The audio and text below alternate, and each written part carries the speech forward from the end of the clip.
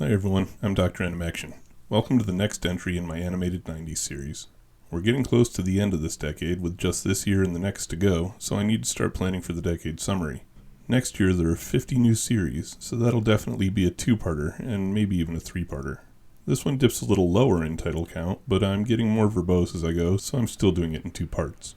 Once I finish the 90s, I'll be going back to do the animated 70s, but I think I'll take a couple of weeks as a break before I start on it and just do some of my other smaller series during that time. That'll be pretty close to the holiday season, so I'm sure most of us will be fairly busy anyway. That's it for the announcements though, other than a reminder to check out those smaller video formats I mentioned, so let's get into this new year.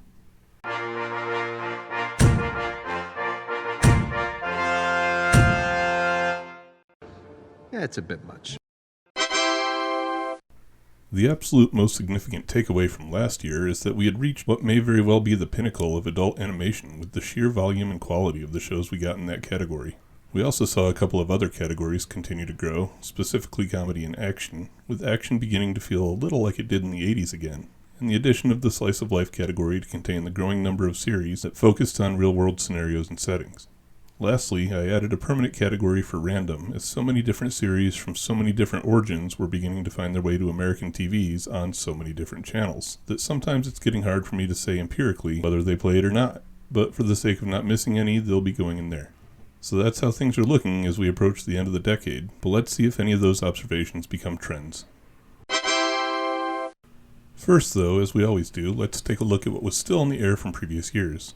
I've been remiss in this one for almost a full decade now, so I'll go ahead and mention that The Simpsons was and still is on the air from its 1989 premiere, so consider that and South Park both probably permanent entries here. We had one surprising survivor from 1990 with Bobby's World, Rugrats was still here from 91, and Cartoon Network was still showing episodes of Toonheads from 1992. 93 had a pretty decent presence still with Animaniacs, Madeline, Tales from the Crypt Keeper, VeggieTales, The New Adventures of Gigantor, and the latest incarnation of the Power Rangers, which this year was represented by Power Rangers in Space. From 1994, we had a quintet of shows sticking around, including another surprise in the form of Life with Louie, Spider-Man, Where on Earth is Carmen Sandiego, Reboot, and Space Ghost Coast to Coast. A 9-pack of series were hanging on from 1995, consisting of Pinky and the Brain, Dr. Katz Professional Therapist, Happily Ever After Fairy Tales for Every Child, Little Bear, The Little Lulu Show, The Sylvester and Tweety Mysteries, Timon and Pumbaa, Sailor Moon, and Rupert. An impressive 17 series remained from 1996, which are pictured here. I'm not going to read them. And finally, nearly 30 of our 1997 shows made it into the new year as well, giving us a truly impressive 76% survival rate. The 29 series comprising that lineup are these, and I'm also not going to read them.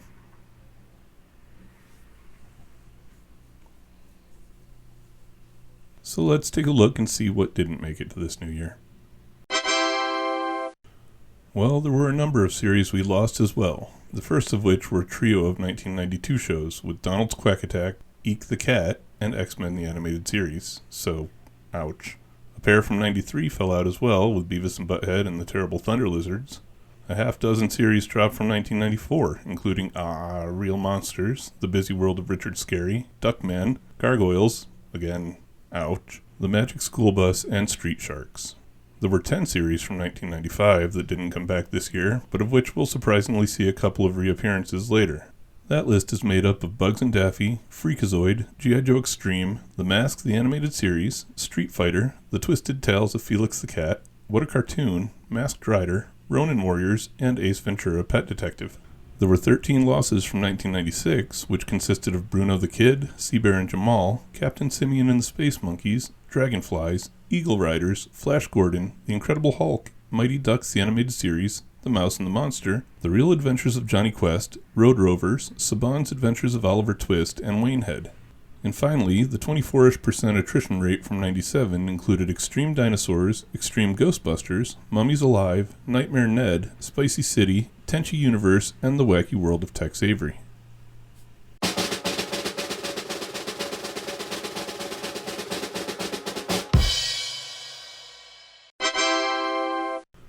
There were some especially painful losses in there with Gargoyles and X-Men, even though both experienced their worst seasons at the end, but ideally we'll get some good replacement options this year. The lineup that we're dealing with is actually the lightest in the past several years, making it the true calm before the storm. But there are a couple of interesting entries and some real classics to be found in the 33 we're going to talk about. So let's get into it and see what 1998 has to offer. Like we normally do, we'll start this look back with shows born from classic properties. This year those consisted solely of adaptations from print media. The first series I've got here comes from a comic strip called Animal Crackers, which came out as a 39-episode series of the same name. Originally having aired in Canada a year earlier, it came to Fox Family this year as part of the Cookie Jar Tunes programming block. The series is basically a comedic slice of life with a cast of anthropomorphic animals living in the jungle of Freeborn.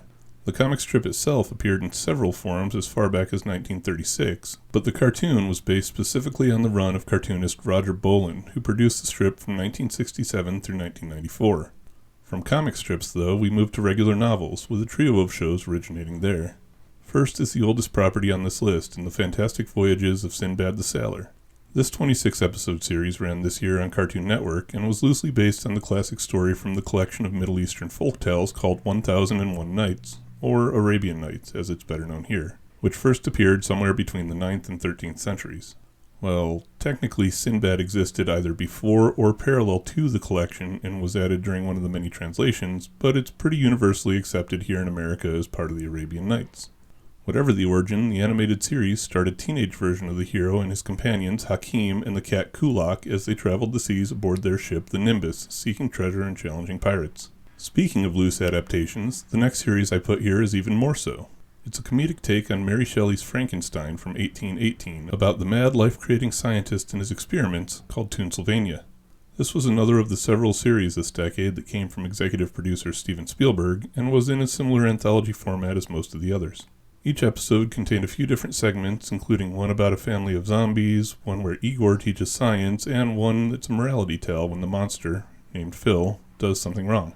The series included a lot of parodies of B-grade horror movies and references to some classics, like with the Norman Bates-esque neighbor Seth.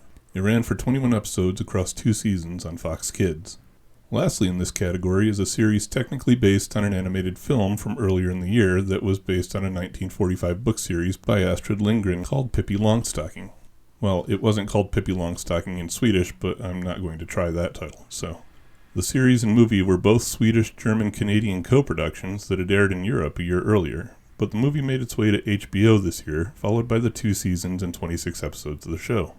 The show itself is exactly what you'd expect from a Pippi Longstocking series if you're familiar with the character, following her free-spirited adventures as she avoids the clutches of the vile social worker Mrs. Priscillius. Honestly, for some reason it feels to me like Pippi is a pretty significant presence in pop culture, but there have really only been a few films based on the character, and a short-lived TV series in the 60s. This was her one, and so far only, animated adaptation. Moving on, we got a few shows adapted from the silver screen this year as well, a couple of which had actually received previous animated incarnations. The first of these was RoboCop Alpha Commando, the second cartoon outing for our favorite cyborg police officer following the 1988 RoboCop animated series, and based on the R-rated film from 1987. This version has RoboCop reactivated after 5 years in mothballs to join a federal anti-terrorist task force against DARK, an organization with one of the worst acronyms amongst a huge selection of bad acronyms, as it stands for the Directorate for Anarchy, Revenge, and Chaos. The series sounds like it has a cool premise, simply by virtue of being a RoboCop show, but it barely follows any of the movie lore and makes him more Inspector Gadget than actual RoboCop. It even goes so far as to give him things like roller skates and an ice cream scoop built into his cybernetic body. At least his look in the series was cool, making him a hulking beast and removing the red dot from his visor, but that's about all it offered in its single 40-episode syndicated run, making it more akin to RoboCop 3 than RoboCop. Also falling into the category of being based on disappointing sequels, this year gave us Godzilla the Series, which served as a direct sequel to the underwhelming Roland Emmerich-helmed U.S. attempt at a Godzilla movie from earlier in the same year. The series picked up where the movie left off, following Matthew Broderick's Dr. Nick Tatopoulos and a team called HEAT, which stands for the Humanitarian Environmental Analysis Team. Gotta love those 90s cartoon acronyms. He and the team, which include a French secret agent named Monique, who's not played by Jean Reno, are joined by a new Godzilla, or if you're a true Godzilla fan, then just Zilla, as he's pretty much considered an entirely different kaiju. This one hatched from an egg that survived the destruction of Madison Square Garden and imprinted on Nick when it did so, and that somehow means Nick can kind of control him and Zilla can sense when Nick's in danger. This means that the team and Zilla work together to fight other kaiju and mad science threats around the world. Fortunately for the more action-focused nature of the series, Nick was voiced by the more fitting Ian Ziering rather than Ferris Bueller, and the show was actually pretty enjoyable, especially compared to the film. It ran for 40 episodes across 2 seasons on Fox Kids. Finally, in this category, we have a series based on a Disney film that those of you who've seen my first and only top 5 know I'm a big fan of. There are more of those on the way, just for the record. Top 5s, not Disney shows I'm a fan of, so I haven't given up on them. But this show is Hercules, the animated series, based on the 1997 Disney Hercules movie. The show follows a teenage Turk, still in training with Phil and accompanied by friends Icarus and Cassandra as they go on various hero-forging adventures and avoid the machinations of the revenge-seeking Hades. Yeah, Hades didn't know he was alive at this point in his life according to the movie, but you'll just have to suspend disbelief about that for the series here. Like the film, the show was pretty great and lasted for 65 episodes across 2 seasons, first in syndication before moving to ABC. Our next category is going to take a look at the lone cartoon we got this year based on a video game. Luckily for us, it was an awesome video game in 1994's Super Nintendo classic, Donkey Kong Country. The series was released under the same name, originating in France in 1996 before coming to Fox Kids this year. It followed the antics of the banana-loving Donkey Kong and the rest of the Kong family as they protect their island and the mystic Crystal Coconut from King K. Rool and his forces. It was a pretty fun series, especially for fans of the DK Country games, and actually looked pretty good for a CGI series at the time. It also established a lot of the elements that would be added into the official Donkey Kong video game lore when they were incorporated into Donkey Kong 64 in 1999. There were plenty of video game adaptations released this decade, and this was probably one of the better ones. We got some interesting new entries in the realm of edutainment this year too, with a trio of shows that mostly fit into this category. The first is called Salty's Lighthouse, which follows a boy named Salty and his assortment of friends made up of animals, the lighthouse keeper, and even the light itself, plus some anthropomorphic furniture. It was a weird show, not in the fact that it taught life lessons through the experiences of the characters, but in that it not only included live action segments from the UK series Tugs, a kind of Thomas the Tank Engine on water show, but also musical numbers set over footage of silent movies for some reason. It ran for a total of 40 episodes and is the first appearance of the Learning Channel in this series. Next up is Warner Brothers' contribution to the category in the form of Hysteria, a kids' WB sketch comedy that taught lessons about history using comedic and satirical storytelling in the same stylings seen in earlier shows like Animaniacs. The series had a standard cast of characters that would serve as the connecting tissue between the various sketches and featured them also taking on the roles of historical figures in each. It was pretty well done, especially in the sense of having enough fun that you didn't realize you were learning anything.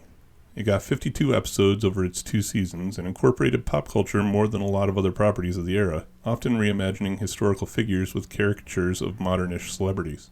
The last series I wanted to put in this category could probably be subject to debate as to whether or not it's really educational, but I think it's got quite a bit to offer. It's the first of 3 Nicktoons we'll be talking about this year, The Wild Thornberrys. Sure, at its core it's about a girl who can talk to animals, making friends with them and the hijinks that ensue, but it's actually got a lot of info to share not only about those animals, but about the places they visit and often the peoples who live there. That makes it pretty educational in my book, and the characters and stories are fun and interesting, so that's just icing on the cake. Add to that the fish out of water of the socially connected high-fashion sister stuck in the wilds, the feral Tarzan boy Donnie, and the well-spoken chimpanzee Darwin, and there's plenty of entertainment on deck. Plus, the dad Nigel was voiced by Tim Curry. Space! Who I know you've all missed, so bonus points aplenty there. The show ran for 91 episodes over 5 seasons on Nickelodeon. Continuing the trend that we started to see over the past couple of years, this one also brought a healthy dose of comedy shows to the air. Cat Dog is the second Nicktoon appearing on this year's list and followed the comedic misadventures of a crime against nature called Cat Dog, obviously. The title character was the front halves of a cat and a dog, conjoined at the waist to forever face opposite directions, which raises some serious questions about their digestive system. The writers of the show took the classic comedy conceit of polar opposite characters in an unlikely partnership to the extreme, making cat fastidious and cultured and dog fun-loving and slovenly. This one was another that I never really got into, as honestly, the Nicktoons could be a little hit and miss for me personally. It ran for 68 episodes over 4 seasons. Next up is another French cartoon that made its way to Fox Kids this year, which I seem to be saying a lot in this episode, called Space Goofs. If you're like me, then your first thought was, I don't remember Disney sending the Goof Troop characters into space, and although you'd be right about that, you'd be wrong thinking this series has anything to do with Disney. Instead, this show is about 5 aliens who go picnicking on Earth only to get stranded here and forced to try and blend in. They have some technology that allows them to take the form of any creature or person they want, but it's stuck on a setting that randomly cycles them through 3 similar forms whenever it's in use. They live in the attic of a house for rent, and the series uses a rotating cast of people coming to look at the house as the mechanism to incite the hijinks of the episode. It lasted for 52 episodes across 2 seasons. Our next entry is another import, this time though from Canada, called Ned's Newt, which came to Fox Kids for a single season of its 39-episode 3-season total run in its home country. This one is about a kid who earns enough money for a pet, but then finds out he can only afford a newt, which after he adopts it just kind of lies around and doesn't do anything. The pet store owner gives him an energy booster called Zippo, and the newt, named Newton of course, gets into it and eats way more than the recommended amount. As is bound to happen in that situation, this turns him into a 6-foot shape-shifting mutant that can speak, and hijinks ensue with Newton causing problems that Ned gets blamed for, before shrinking back down to a regular newt and repeating the process all over again the next episode. Moving on, we get a series called Mad Jack the Pirate, which aired for a single 13-episode season on Fox Kids. This series is about a cowardly failure of a pirate who thinks he's a great swashbuckler, adventuring across the seas with his anthropomorphic first mate, a rat named Snuck, in their ship, the Sea Chicken. I've never seen this one myself, but according to multiple sources, the show rips several elements directly from the Rowan Atkinson classic series, Blackadder. If that's the case, then I can't fault its inspiration, but I can't say I'm a fan of direct ripoffs. It's probably for the best under those circumstances it didn't run any longer. Let's move from Fox Kids to Fox Family for our next series, though, which is another import called Monster Farm, not to be confused with Monster Rancher. This show came from Germany and told the story of a young man who inherits a farm from his great-uncle only to find that said farm is inhabited by anthropomorphic, monstrified versions of traditional farm animals. Sounds kind of Halloween-themed Stardew Valley to me. The series consisted of 52 10-minute shorts in its original German airings, but only half of those came here as 13 regular half-hour episodes. Lastly in this category, we have an evolution of an existing series, as this year Pinky and the Brain became Pinky, Elmira, and the Brain. This one took the basic premise of Pinky and the Brain, but moved them out of the lab and into the smothering embrace of Elmira. Brain still spends his time trying to take over the world, but Elmira serves as a constant disruptive presence. It's honestly pretty inferior to the original, and I can't say I love the character of Elmira at the best of times. Seems like I'm not the only one though, as it only lasted for one 13-episode season on Kids WB. But I think that'll do it for the first half of this year. We're not off to a bad start, so we'll take a look next week to see if we build on that or fizzle out. I took a little break this past week to get some other things taken care of, but over the next several days you can hopefully look for a couple of entries into some of my smaller series between now and part 2, including a personnel office and a top 5. Like and subscribe if you haven't already so you don't miss those or the rest of this year. Thanks for watching everyone. Stay tuned and stay tuned, as in cartoons. Later.